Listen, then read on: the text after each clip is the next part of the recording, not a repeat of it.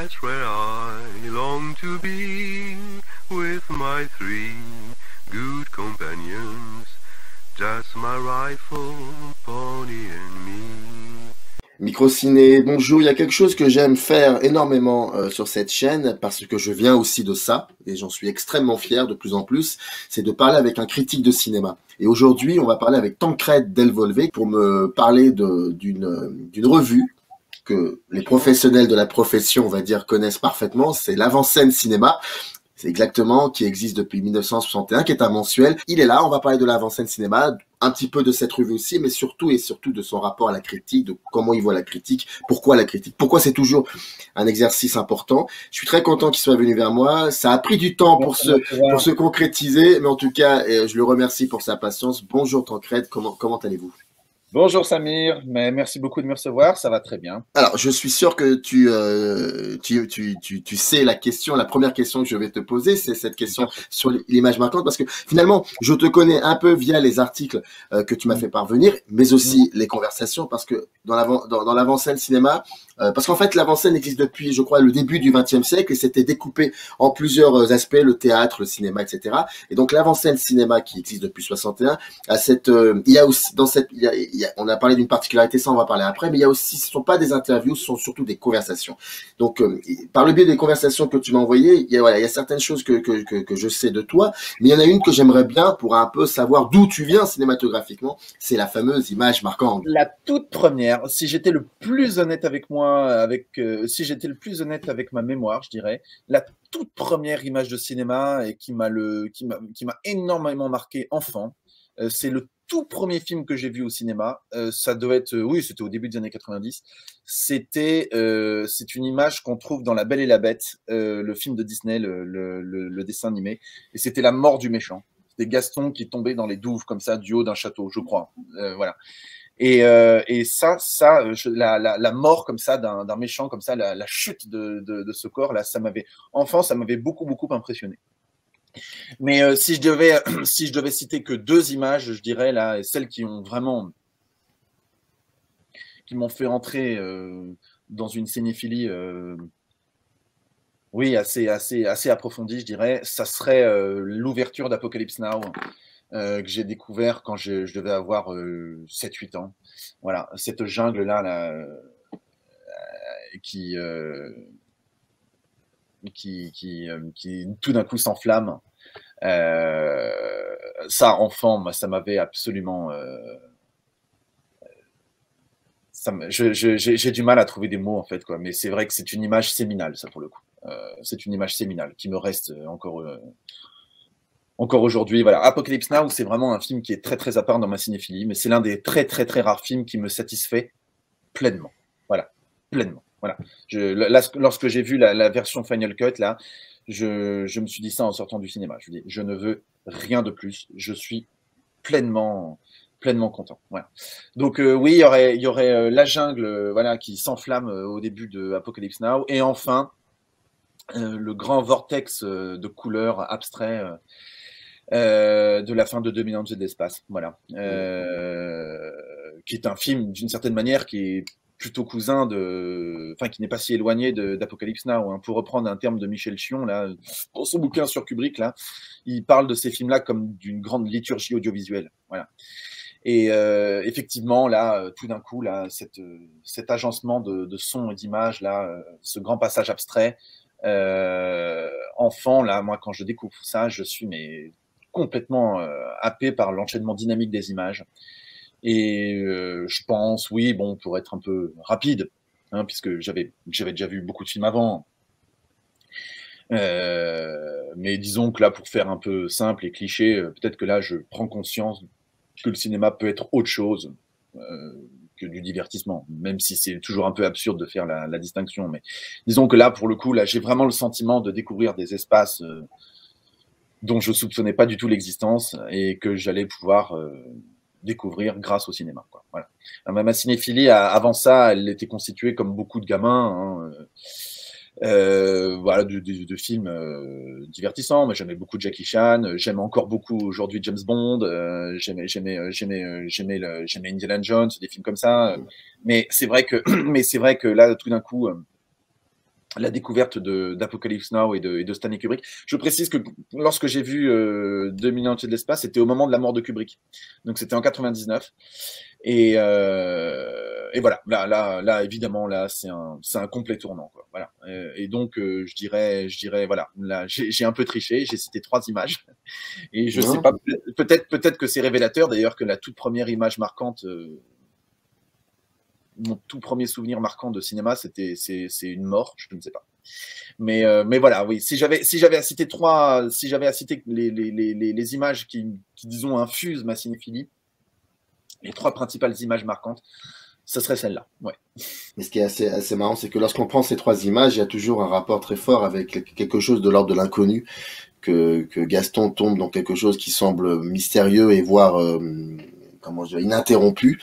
Puis tu as le final de Kubrick, du film de Kubrick, qui parle plutôt d'une renaissance, mais c'est quelque chose vraiment de l'ordre de l'inconnu, voire même basiquement schématiquement sur la compréhension aussi de cette séquence finale, et puis le début d'Apocalypse Now avec la musique de Doors aussi, je crois voilà, que c'est un élément important.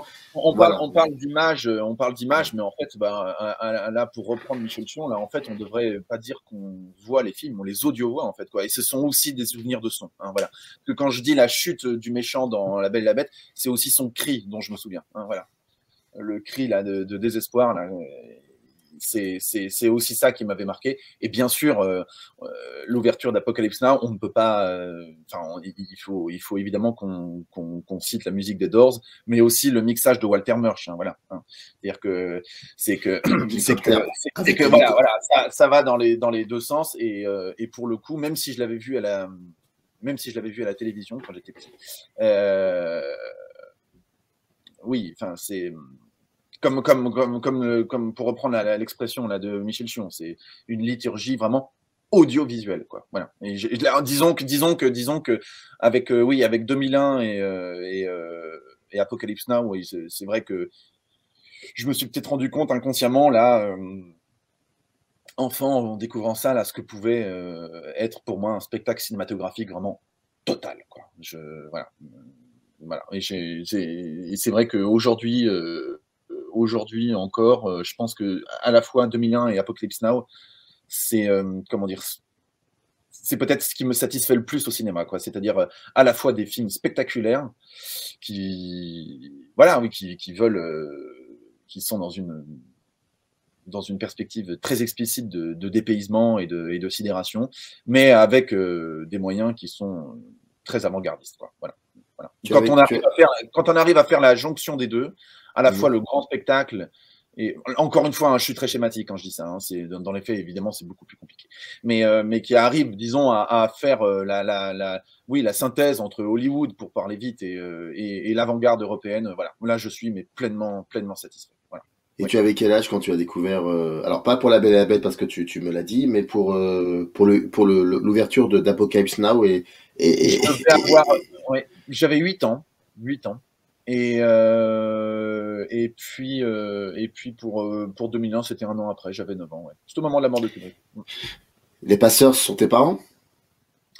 Oui. J'ai eu la chance de grandir dans un contexte, disons, oui, qui privilégiait le cinéma, oui. Et est-ce que très vite aussi, tu avais cette envie de vouloir en parler aussi des films que tu voyais? Complètement. Et en même temps, je dois dire que les tout premiers recueils de textes, les tout premiers textes que j'ai pu lire sur le cinéma, sont des textes d'une très mauvaise qualité, mais bon, je me dois d'être loyal, hein, ça m'a permis de développer mes connaissances, mais en même temps, bon, pour tout critique un tant soit peu sérieux, ce sont des textes de très mauvaise qualité, mais quand j'étais adolescent, ma mère m'a offert le guide des films de Jean Tullard. Voilà. Non, mais bon, toujours est-il que ça m'a permis, oui, de développer un petit peu plus mes connaissances, à défaut de mon désir d'être critique. Et puis oui, évidemment, après, je pense que ça, c'est quelque chose que beaucoup de cinéphiles ont oui, ont expérimenté, ont ressenti. C'est à la fois d'abord une grande solitude, hein, puisque on ne peut pas parler de tous les films qui nous ont bouleversés avec tout le monde. Et puis, petit à petit, voilà, on rencontre d'autres sensibilités comme ça, et d'autres cinéphilies. Et petit à petit, il y a toute une communauté, voilà, qui se fédère, voilà, hein, et qui entraîne des discussions à n'en plus finir, voilà, et qui sont très, très enrichissantes. Et bon, bah, voilà. Et comment tu fais pour arriver chez l'avant-scène? Alors, c'est une idée, c'est un parcours assez drôle parce que, bon, moi j'étais lecteur, hein, de l'avant-scène, hein, et bon, on en pense qu'on veut de cette revue, mais ça reste, enfin, moi, parce que je suis assez consommateur de revues, hein, je lis SoFilm, je lis Revue et Corrigé, je lis Les Cahiers du cinéma, je lis Positif, je lis Trafic. Enfin, je suis un gros consommateur de revues de cinéma. Et je trouve quand même que non, mais parce que aussi je lis la presse aussi un peu plus générale. J'ai beaucoup lu Ciné Live, j'ai beaucoup lu Studio aussi, et je trouve que dans le paysage de la revue française, ça reste une revue de référence quand même. Enfin, moi, j'étais régulièrement assez content de ce que je lisais dans la revue. Donc, j'étais lié à Yves Allion, le rédacteur en chef, parce qu'il animait des conversations avec des cinéastes dans l'école de cinéma que j'ai faite. Et il me proposait régulièrement que de venir l'aider à ranger ses locaux, et contre des numéros de la revue que je récupérais. Et puis bon, bah régulièrement, enfin j'étais assez content de ce que je lisais. Et puis tout naturellement, bah il m'a proposé d'écrire. Voilà. Donc j'ai commencé timidement en 2016. Et puis, petit à petit, j'y ai de plus en plus pris goût, et ça ne fait que s'agrandir. Voilà, je suis très content d'être publié ici. Et voilà, ça a commencé comme ça. Et puis ça n'a eu de cesse de continuer. J'ai lié des amitiés avec plusieurs rédacteurs. Voilà, mais ça me, enfin, plus ça continue, plus ça continue, plus ça me donne envie, plus j'ai envie d'écrire. Voilà. C'est quelque chose qui me plaît énormément. Depuis combien de temps tu écris à l'avant-scène cinéma? Bah, depuis 2016. Depuis 2016. Depuis 2016. Et ce qui m'intéresserait de savoir, c'est que lorsqu'on travaille, lorsqu'on écrit sur les films, qu'on le veuille ou non, il y a toujours pas forcément des mentors, mais il y a comme ça des noms, des plumes qu'on lit ou qu'on lit souvent, que cela soit des plumes qui sont encore nos contemporains, mais aussi peut-être parfois des plumes qui ne sont plus de ce monde. Est-ce qu'il y avait comme ça une idée de la critique de cinéma que tu t'es construite à travers des plumes importantes? Alors, bon, voilà, bon, c'était clairement pas celle de Jean Tullard, hein, ça, il faut pas mentir. Non, alors, puisqu'on parlait de l'avant-scène, là, je crois que l'une des plumes qui m'a le plus séduite, et qui m'a convaincu de la qualité de cette revue, c'était la plume d'un type dont on parle à mon avis pas assez, et qui est pourtant à mon avis un critique de cinéma d'excellent niveau. C'est la plume de Sylvain Gibouste. Voilà, c'est un type qui publie des textes extrêmement copieux sur des cinéastes pas nécessairement les plus valorisés. Et je me souviens l'avoir découvert à travers un texte d'un cinéaste qui accuse quand même un vrai manque critique, même s'il est en train d'être comblé. Je me souviens d'avoir découvert un texte de lui qui s'appelait Les Odyssées de George Miller. George Miller, qui est un cinéaste auquel je suis très très attaché, et j'étais très très séduit et très impressionné par la qualité du style et par la longueur du texte et par la pertinence des analyses. Et surtout que voilà, c'était un texte qui traitait vraiment de George Miller dans son entièreté, quoi. Voilà, ça se limitait pas à Mad Max, ni même à Happy Feet ou à Babe, mais il parlait aussi de Lorenzo, des films, même son épisode de la 4e dimension, des sorcières d'Eastwick.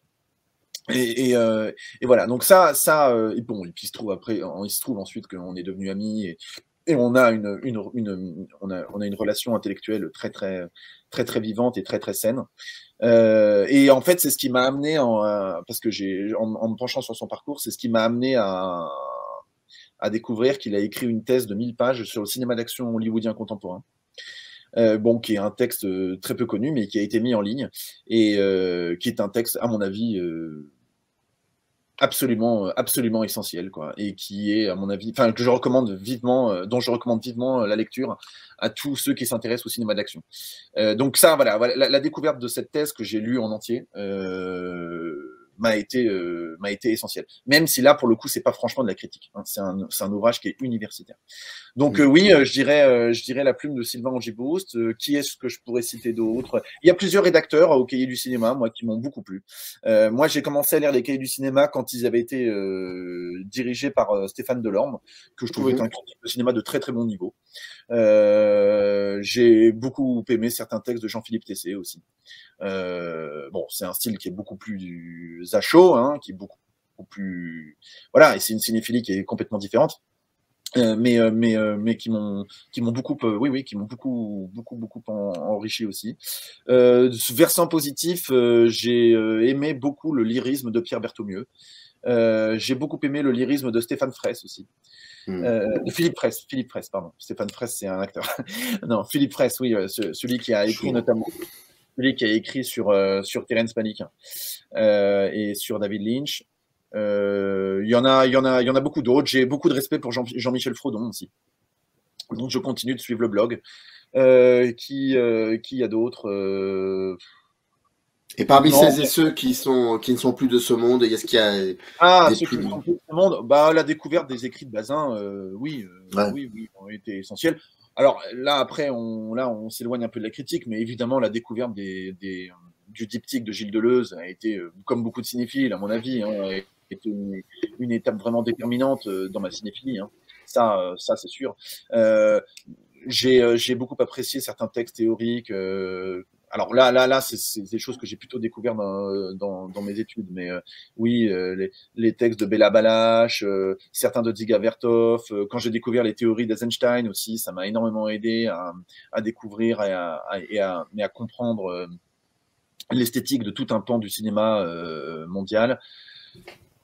Il y aurait beaucoup de monde. Hein, Et par rapport à tout ça, par rapport Serge Danet aussi, bien sûr. Non, mais Serge Danet, c'est évident. Non, mais là, c'est la palissade et tout. Mais bien sûr, oui. Serge Danet m'a beaucoup aidé et m'a été utile. Ce qui m'intéresse beaucoup chez Serge Danet, c'est que c'est un type qui a énormément d'intuition, qui a une capacité de conceptualisation qui est extraordinaire.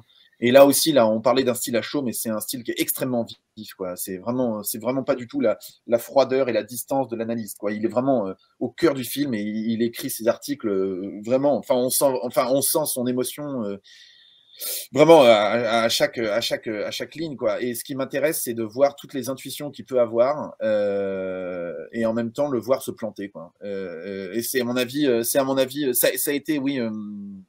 Ça m'a permis d'apprendre ça aussi en lisant Danet, c'est que c'est une activité à risque, mais en même temps, ça en fait toute la beauté, quoi. Voilà. Mais c'est exactement ça en plus. Ce que tu viens de dire, c'est après je rebondis sur une question, c'est que je ne sais plus. J'avais invité quelqu'un chez Microslim, je ne sais plus qui me disait. C'était pas Bégodeau ? Est-ce que c'est Bégodeau qui m'avait dit j'allais y venir même quand Danet se plantait, et ben ça l'aidait. Enfin, comment dire, il y avait une forme de dynamique qui le poussait à le contredire. Et ça, je trouve ça intéressant. Oui, complètement. Et là, puisqu'on parlait de Bégodeau, là, j'ai plaisir à l'écouter. D'ailleurs, je pense même qu'il est meilleur à l'oral qu'à l'écrit. Et je l'écoute là, oui, sur la chaîne occasionnée. Et c'est intéressant de voir voilà, une pensée se déplier comme ça, avec ses ramifications. Et en même temps, oui, je trouve que c'est tout à fait passionnant de voir certaines intuitions qui partent et parfois qui touchent juste et parfois qui passent à côté, quoi. Mais bien sûr, oui, c'est voir tout ce complexe comme ça des intuitions impures qui s'organisent comme ça et tout. C'est un exercice intellectuel que je trouve extraordinairement passionnant. Oui. Je voulais Et te voilà. je voulais te Oui. demander ce que c'était pour toi une critique de cinéma, mais je pense avoir la réponse parce qu'il y a un mot que tu utilises très souvent, c'est intuition. Intuition, moi ce que j'attends d'une bonne critique de cinéma quand même, c'est l'engagement de l'auteur quand même. Hein, voilà. Hein. Moi Ah, il y a des textes de cinéma là il y a des critiques de cinéma qui parlent de certains films que j'ai pas forcément aimés, mais l'engagement de l'auteur est tel que ça me pousse vraiment à peut-être à reconsidérer le film, quoi. Voilà, ça c'est hmm. vraiment ce que j'attends. Hein.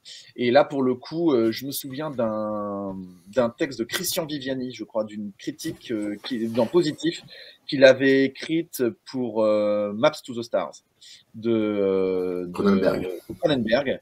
Et bon, le film m'avait intéressé, mais pas plus que ça. Et là, pour le coup, je sentais un tel engagement de l'auteur. Le papier était tellement bien écrit que je me suis dit, et je suis sans doute passé à côté du film. Quoi. En tout cas, j'ai peut-être été déloyal avec lui. Et voilà, ça, je trouve que c'est l'une des vertus de la critique de cinéma aussi. C'est qu'il y a parfois un tel engagement, il y a une telle... on sent que le film a tellement ému le rédacteur que ça pousse peut-être à reconsidérer son jugement et à se dire aussi que parfois, quand même, le film est quand même plus fort, quoi, et qu'on se doit d'être humble devant un film, quoi. Voilà. Et toi, quand tu commences à te lancer dans l'écriture d'une critique de cinéma pour l'avant-scène, comment ça se passe? Alors moi j'aimerais avoir cette aptitude qu'ont certains rédacteurs comme ça d'écrire très très vite leur papier et en plus ils sont à chaud quoi donc c'est et voilà et de rester sur leur intuition première et d'écrire leur papier assez vite et c'est sans doute ce qui se retrouve à la lecture c'est qu'il y a un engagement voilà très très très très très très vivace, très très prégnant quoi. Bon, moi je n'ai pas encore cette aptitude-là. J'essaye je me refuse toujours de prendre des notes pendant que j'écris un film et pendant que je regarde un film. Et lorsque juste après avoir vu le film, je jette mes intuitions premières comme quelques jets comme ça sur une feuille de papier. C'est juste des entrées quoi, quelques mots et qui me permettent ensuite d'articuler ma pensée quoi. Mais c'est vrai que je n'écris pas vite et pour le coup cet engagement là que je ressens chez nombre de mes confrères je ne sais pas. Il faudrait peut-être demander à ceux qui me lisent, mais peut-être qu'ils se ressentent moins dans certains de mes textes. Quoi. Parce que à la fois, je tiens à être dans l'émotion, bien sûr, mais une émotion quand même qui est raisonnée quand même. Voilà. Et comment dire, qui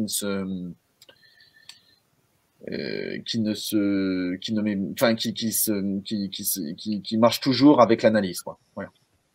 C'est douloureux pour toi l'écriture? Ça peut l'être, oui, ça peut l'être.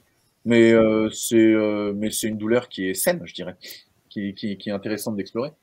Voilà. Qui est plus à l'aise lorsque lorsque tu es en conversation, j'imagine. Je suis à l'aise devant ma feuille de papier, etc. Mais c'est vrai qu'il y a toujours un peu l'angoisse d'être passé à côté du film. Ouais. Ça, c'est une vraie angoisse. Ouais. C'est une vraie angoisse. Mais je pense que c'est une activité à risque. Hein. Là, je parle des rédacteurs qui m'ont beaucoup marqué. Mais je lis certains papiers, parfois de certains confrères, ou de gens qui ne sont plus là. Et c'est vrai que c'est parfois assez révélateur comment dire, du risque qu'est la profession, quoi. Parce que je pense quand même que c'est assez facile de se décrédibiliser assez vite, quoi. Voilà. En attaquant un film violemment ou en restant, voilà, dans une subjectivité. Bon, là, je citerai personne, mais dans une subjectivité voilà, qui reste narcissique et qui ouais, je crois que, enfin, il y a des films aujourd'hui qui ont été largement reconsidérés, et tant mieux, et qui ont été descendus à l'époque, et voilà, et enfin bon, oui, je trouve que c'est beaucoup plus embarrassant pour les chroniqueurs de l'époque que pour le film, quoi. Donc oui, moi je pense qu'il faut pas, il faut garder ça, il faut garder ça en tête, quoi. Je crois que c'est une humilité qu'il faut avoir, quoi. Donc oui, Alors, c'est vrai que c'est un peu, il y a un peu cette épée de Damoclès au-dessus de moi. Oui, c'est vrai. quand je lis les conversations que tu m'as envoyées, je pense aux entretiens Oui, avec Michel Chion oui, ou avec Vittorio Storaro. Il y a oui. aussi un autre entretien qui est assez intéressant avec Ophir Lévy, Hum, qui est historien et du cinéma et spécialiste de la hum. question surtout de la représentation de la Shoah au cinéma. Autant je le lis là je parle des questions que tu poses. Autant je le vois dans la conversation avec Michel Chion, mais aussi avec Vittorio Storaro. Mais avec Lévy, il y a quelque chose d'assez incroyable, c'est que si on devait résumer un petit peu ce qui t'intéresse davantage dans une conversation avec donc quelqu'un qui fabrique des images ou qui aide à fabriquer des images, il y a souvent des questions sur finalement où doit-on placer cette fichue caméra. Je ne vois pas pourquoi la critique de cinéma devrait, comme ça, s'exempter de connaissances techniques et de savoir. Moi, il me semble que c'est quelque chose qu'on peut légitimement attendre d'un critique de cinéma. Je pense savoir concrètement comment se fait un film. C'est aussi ça recoupe cette humilité là que je t'évoquais tout à l'heure, quoi. C'est que faire un film, c'est dur.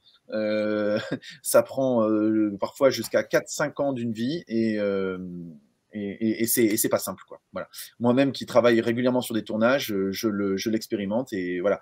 Et donc, oui, pour répondre à ta question, pour le coup, l'entretien que j'ai fait avec Ophir Lévy par rapport au fils de Saul, c'était une conversation qui était plutôt théorique quand même, qui s'intéresse enfin, qui s'intéresse assez peu aux à côté du film. Mais oui, bien sûr, je crois que c'est sain, oui, d'avoir un bagage technique en tête et de savoir concrètement comment se déroule un tournage pour essayer de comprendre le film. Je pense pas que ça soit théorique, pardon de te contredire alors que c'est Oui, toi-même qui as fait l'entretien, mais je pense oui, pas que oui. ça soit théorique, hein. Moi, je n'ai pas. Et Dieu sait que j'ai. Il y a beaucoup de considérations techniques sur le, comment dire, Non, sur non, le. il y a des considérations cinématographiques, en Oui, fait. oui. C'est Ah pas oui, que bah, technique. Bah oui, oui, mais c'est ça qui est intéressant, c'est que et Dieu sait que non pas que j'ai une aversion pour la théorie, mais la critique du cinéma pour moi, ce n'est pas une non, non, affaire de théorie. non, Là, je non, oui. pense qu'il y a vraiment quelqu'un qui veut savoir, qui pose des questions de cinéma Mm. à quelqu'un qui regarde les images des autres, donc Ophir Lévy, et qui essaye de comprendre un peu comment le cinéma peut rendre compte d'une période particulièrement édifiante dans la grande histoire. Comment le cinéma peut rendre compte de cela? C'est marrant que tu en parles parce que je l'ai relu il y a pas longtemps là. Mais non, mais oui, cet entretien avec Ophir Lévy, j'y tenais parce que j'envisageais difficilement quelqu'un d'autre pour éclairer ce film. Et j'étais extrêmement satisfait de ces réponses, qui sont des réponses qui sont extraordinairement riches. Et autant Libération, ils avaient fait appel à lui à l'époque de la sortie du film pour qu'il donne son éclairage, mais il était limité par la taille, quoi. Nous, l'un des avantages à l'avant-scène, c'est qu'on n'est pas limité par la taille et qu'il a pu, voilà, dire absolument tout ce qu'il avait envie de dire. Et c'est vrai que tu as raison, c'est vrai que il restitue très bien le film comme ça dans l'histoire des formes. Et dans la généalogie des films qui s'aventurent sur ce terrain extrêmement glissant qui est la représentation de l'Holocauste. Et c'est vrai que c'était pas un entretien qui était strictement théorique, c'est vrai, c'est vrai. À l'inverse, j'étais très très ce qui m'a donné l'impulsion là de faire l'entretien avec Michel Chion, c'est que c'était justement tout le monde avait fait grand cas de la mise en scène vraiment audiovisuelle du film, enfin comment dire Le travail sur l'image. Le travail sur l'image. oui, sur l'image et sur le son, enfin, et sur le son aussi, quoi. Voilà, et je me souviens, Libération, comme ça, reprocher au film, comme ça, et à ceux qui rendaient compte du film, de dire, ah ben voilà, c'est formidable, il a trouvé un système de représentation qui lui permet de montrer l'horreur tout en la suggérant et en ne tombant pas dans le spectaculaire et dans le voyeurisme, parce qu'il y a le flou, parce qu'on reste dans la nuque du personnage, etc., etc. Et ce que déplorait l'équipe de Libé, c'était de dire mais il ne parle absolument pas du son, qui est tout aussi spectaculaire et qui voilà, et qui est tout aussi qui ne s'économise d'aucun effet spectaculaire. Et c'est ça qui m'avait donné l'impulsion de m'entretenir avec Michel Chion, parce que c'est lui qui théorise sur les rapports audiovisuels. Je trouvais que sa parole manquait sur ce film. Voilà, sa parole manquait. Et donc, ça a donné lieu à cet entretien-là. Alors, pour celles et ceux qui ne savent pas, qui ne connaissent pas les travaux de Michel Chion, ça peut exister. Il faut savoir que Michel Chion, je vais pas résumer grossièrement, mais c'est quelqu'un qui a beaucoup, enfin, c'est un critique de cinéma et un historien qui a beaucoup travaillé aussi sur le son, l'aspect sonore. Voilà. Et un théoricien. C'est pour ça que tu cites Michel Chion et que tu voulais discuter avec lui par rapport au film. Voilà. C'est pour contextualiser un peu. Il me semblait que dans le paysage de ceux qui parlent de cinéma en France, je n'envisageais personne d'autre pour parler du film, quoi. Voilà. Donc sur ce coup-là, là, il me semblait que là, par rapport au Fils de Saul, il me semblait que là, c'était bien que je me limite à 2 entretiens. Voilà. Et c'est vrai que oui, comment dire, j'ai plaisir à faire ça aussi. Et peut-être, me semble-t-il, c'est une manière détournée de faire de la critique. J'ai l'impression que je lis les questions d'un futur fabricant d'images aussi. Écoutez, pour l'heure, c'est quelque chose qui murmure gentiment, voilà, et qui est peut-être dans un coin de ma tête. Mais pour l'heure, en tout cas, j'en ai pas la nécessité. Voilà, ça viendra peut-être un jour. Voilà, mais pour l'heure, disons, j'en ai pas la nécessité. Il se trouve là, quand j'étais étudiant, j'ai fait un court-métrage à la fin de mes études. Voilà. Oui. J'ai fait un court-métrage à la fin de mes études qui a plutôt bien marché, mais qui ne témoignait à aucun moment d'une quelconque singularité de cinéaste. C'est simplement quelqu'un qui a bien fait son travail, et je m'étais pas mis d'autres pressions. Mais d'une certaine manière, en tout cas, sans vouloir paraître un peu trop grandiloquent, il me semble quand même que la critique de cinéma, il y a quelque chose de créatif là-dedans. Voilà. Il y a quelque chose de créatif là-dedans. Voilà. Il y a cette sensibilité qui est celle de quelqu'un qui veut créer quelque chose. Ouais. Voilà. Et pour l'heure, ça me satisfait très bien. Ça me satisfait très bien. Mais c'est vrai que oui, lorsque je m'entretiens là, j'ai fait un autre entretien il y a quelques temps là avec Thierry Arbogast. Thierry Arbogast, qui est un type qu'on connaît assez peu, mais qui a pourtant éclairé quand même les plus gros budgets du cinéma européen depuis 20 ans, quoi. Voilà. Hein, et c'est pas que les films de Luc Besson, c'est aussi le film de Une histoire de vent là, de Joris Ivens. Il a fait et je me suis entretenu avec lui au sujet du Hussard sur le toit. Et là, pour le coup, oui, c'était quelque chose, oui. C'est vrai que ça m'intéresse de savoir concrètement comment ces gens travaillent. Voilà. C'est vrai que pour le coup, je ne vois pas pourquoi la critique de cinéma ne pourrait pas être utile à ceux qui font des films ou qui veulent en faire. Ça n'est pas qu'une histoire de réception aussi. Je pense que ça peut avoir une visée pédagogique aussi. Ouais. Est-ce qu'il y a eu des moments où, tu étais trop saturé d'images et donc tu as mis de côté ça, le cinéma, la critique? Jamais. Absolument jamais. Je n'ai jamais été saturé de cinéma. Je n'ai jamais eu d'overdose ou quoi que ce soit. Jamais. En revanche, le manque, je le ressens régulièrement. Ouais. Ça c'est quelque chose qui est absolument prépondérant dans ma vie. Voilà. Voilà. Alors après, évidemment, il y a certaines marches du cinéma que, à force de les fréquenter, j'ai envie d'en fréquenter d'autres. Ça, oui, bien sûr. J'ai toujours envie de découvrir des sensibilités nouvelles. Voilà. Donc à force de regarder, il y a ça, et ça pour le coup, c'est peut-être l'un des inconvénients de la critique, c'est que lorsque j'ai par exemple écrit un long texte sur les films d'Emmanuel Mouret. Bon, je trouve que c'est un cinéaste tout à fait intéressant et voilà. Mais à force comme ça de passer 2 semaines à manger du Emmanuel Mouret, à la longue, j'ai eu envie de passer à autre chose. Ça oui, d'accord. Mais ma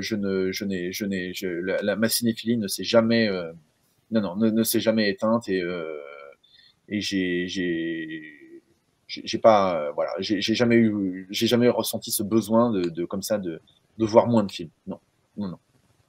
Je rappelle, Tancrède, que tu collabores, tu es critique de cinéma pour l'avant-scène cinéma. Je peux pas te pas poser cette question. La dernière, Oui. C'est par rapport aux nouvelles pratiques de la critique de cinéma, Oui. en l'occurrence, non pas les blogs ou les sites internet, parce que ça existe depuis plus de 22 ans, mais plutôt par rapport tu es de la presse écrite, tu viens de la presse écrite, je ne te poserai pas de questions sur la presse radio, qui est là depuis je ne sais combien de temps, mais par rapport à ce qu'on appelle communément les chaînes YouTube, dont Microciné en fait partie, est-ce que c'est un aspect, est-ce que déjà c'est un aspect de la critique de cinéma pour toi? Est-ce qu'il y a de la Mais je critique de trouve, oui, je cinéma? trouve complètement, Voilà. et bien sûr, et je trouve que Internet permet d'ouvrir des possibilités qui sont peut-être, à mon avis, largement inexplorées d'une manière nouvelle de faire de la critique. Oui, bien sûr. Bien sûr. Alors, Microciné en fait partie. Moi, je trouve que c'est une chaîne. Ben non, mais c'est une chaîne qui a sa singularité, qui prend la décision comme ça, qui met en ligne comme ça des entretiens avec des types qui s'intéressent au cinéma. Donc, c'est un format, c'est quelque chose de neuf. Ça se fait comme ça par le biais de visioconférences. Oui, moi, en tout cas, moi, c'est une chaîne, moi, qui m'a été utile dans mon travail d'écriture. Mais j'observe, oui, à droite, à gauche, qu'il y a des choses assez neuves qui se font et qui, moi, je trouve, participent de la vivacité de l'activité critique de cinéma. Et je m'en réjouis, puisque je trouve qu'aujourd'hui, c'est une activité qui est toujours aussi nécessaire. Voilà. À l'heure où il y a les plateformes qui, avec les algorithmes du goût, voilà, vous dit, bah, si vous avez aimé ci, vous allez aimer ça et tout. Et il y a un algorithme comme ça qui scanne ce que vous avez aimé et qui vous renvoie automatiquement à un autre film. Voilà, ça c'est vraiment là où la critique de cinéma a un rôle à jouer, quoi. Voilà, c'est que elle permet à mon avis, de mettre en lumière des choses et de sortir de soi et de sortir du périmètre familier de son périmètre familier et de sortir de soi et de découvrir et d'ouvrir de nouvelles perspectives. Et donc, je trouve que oui, ça se développe sur Internet et je trouve ça très, très, très, très positif. Voilà, très très positif. Et ça témoigne que c'est une activité dont l'intérêt ne faiblit pas et qui est toujours enviée. Voilà. Alors, donc ça passe par plusieurs choses sur Internet. Donc là, j'ai valorisé Microciné, mais je trouve par exemple que là, ce que font les gens de Monsieur Bobine est épatant. Épatant. Mmh. J'ai commencé leur bouquin là sur les Wachowski là. Et à mon sens, là, là où j'en suis dans le livre, là, à mon avis, ils sont meilleurs quand ils font leur chaîne YouTube. Ouais, ouais. Et ça m'a permis là aussi de découvrir des choses dont je m'étais pas aperçu. Et là, pareil, là, on a un format très très personnel, très très bien pensé, une vraie ligne éditoriale, hein, voilà, qui s'intéresse à un type de cinéma bien bien spécifique. Et tout simplement, voilà, une vraie singularité critique qui émerge, quoi. Donc moi, je trouve ça extrêmement extrêmement positif, quoi. Et d'autant plus que c'est essentiellement des jeunes qui font ça. Donc voilà, moi je trouve que là pour le coup c'est l'une des bonnes nouvelles de cette activité-là. Je dis j'ai cette activité-là, pas profession à dessein, quoi, parce que c'est pas, j'ai du mal moi à voir ça comme un vrai métier, quoi. Mais en tout cas, oui, je trouve que ça se développe sur Internet. Il y a du bon et du moins bon, évidemment. Mais ça montre que, du moins en France, c'est une activité qui continue d'être extrêmement vivace. Alors, je rappelle que dans le descriptif de cette vidéo, vous trouverez le lien qui renvoie au site de l'Avant-Scène Cinéma. Comme ça, vous verrez les derniers numéros qui le prochain numéro arrive, là. Voilà. Il sera consacré sur Michel Deville. Voilà. Benjamin, ou les mémoires d'un puceau. C'est aussi avec ça. Brel. Avec Jacques Brel. Exactement. C'est ça que j'apprécie aussi beaucoup dans cette revue, c'est que on traite de l'actualité la plus, mais aussi on parle, on fait un petit peu de la course de fond et on remet en lumière des auteurs qui parfois sont un peu oubliés ou voilà. Et ils ont la chance, voilà, presque d'avoir une monographie sur l'un de leurs films et voilà. Je trouve que c'est une manière très très là aussi, là, c'est une revue qui a sa singularité, quoi, puisqu'elle publie le scénario ou le découpage d'un film en entier, ce qu'aucune autre revue ne fait. Et voilà. Et je trouve que ça, pour le coup, cette modestie de montrer, ne serait-ce que de montrer juste ce qu'est un film. Pas traiter une entièreté de film, mais juste un film. Voilà. Faire un numéro sur juste un film. Et on se rend compte, enfin moi, plusieurs fois, moi, en lisant l'avant-scène, je me rends compte que c'est déjà énorme. Juste un seul film. Voilà. Et donc voilà. Donc le prochain numéro, ça sera sur voilà, Benjamin ou les Mémoires d'un puceau. Ou les Mémoires d'un puceau. Je crois que c'était un film qui était scénarisé par sa compagne, aussi Nina Campani, je crois. Oui. Exactement. Ouais. Le lien du site, donc, dans le descriptif. Merci beaucoup, Tancred, d'être venu et d'avoir pris le temps de répondre à nos questions. Et on se retrouve très vite. Générique. In the canyon, that's where I long to be, with my 3 good companions, just my rifle, pony and me.